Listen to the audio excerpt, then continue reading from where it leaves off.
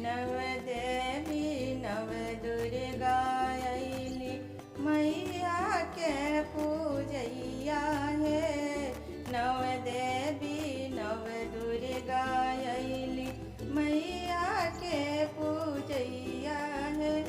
मैया के पूजैया सखी है, मैया के पूजैया है।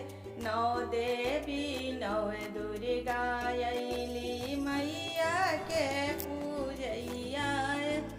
कवना दिन के चलली भवानी, कवना दिन के चलली भवानी, कवना दिन पहुँचली है, कवना दिन पहुँचली है। कवना दिन नौ पूजा भैले, कवना दिन बिदैया है। कवना दिन नव पूजा भैले, कवना दिन बिदैया है।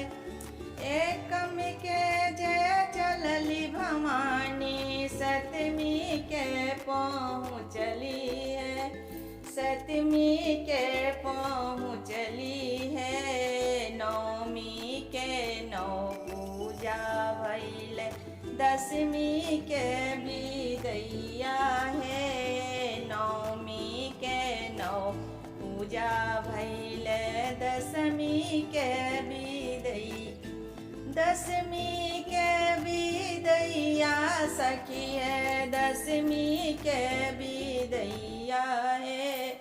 नौमी के नौ पूजा भैले, दसमी के बिदैया है। कौन फुलवा देवी का चढ़े, कौन फुलवा देवी का चढ़े, कौन फूल भवानी है, कौन फूल भवानी है। कौन फूल नौ बहिन का चढ़े, मैया के पूजैया है। कौन फूल नौ बहिन का चढ़े, मैया के पूजैया, मैया के पूजैया सखी है, मैया के पूजैया है।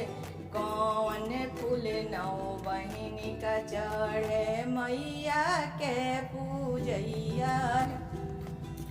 बेली फुलवा देवी का चढ़े, बेली फुलवा देवी का चढ़े। चमेली फूल भवानी है, चमेली फूल भवानी है। ओढ़ौल फूल नौ बहिन का चढ़े, मैया के पूजैया है। ओढ़ौल फूल नौ बहिन का चढ़े, मैया के पूजैया है। नौ देवी नौ, नौ देवी नौ माता अइली माता के पूजैया है। नौ देवी नौ दुर्गा अइली भगतन के दुख हरता है। नौ देवी नौ दुर्गा अइली भगतन के दुख हरता है। नौ देवी नौ दुर्गा अइली मैया के पूजैया है।